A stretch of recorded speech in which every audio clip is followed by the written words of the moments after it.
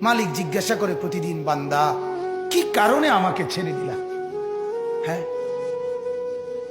রাত 12টা বাজে তুমি ঘুমায় গেলা, মা ঘুমায় গেল, বাপ ঘুমায় গেল, বিবিও ঘুমায় গেছে, পাড়া পড়শি ঘুমায় গেছে।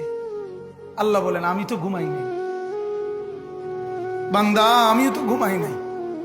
সারাদিনে আমিও তো জগৎটা পরিচালনা করছি, তবুও তো আমার কোনো ক্লান্তি নাই, আমি তো ঘুমাই নাই। কেন ঘুমাই নাই জানো বান্দা?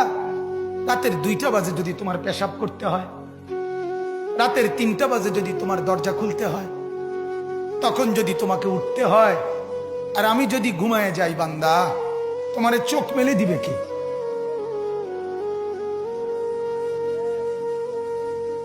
এই বাপ, চোখ মেলে দিবে কে?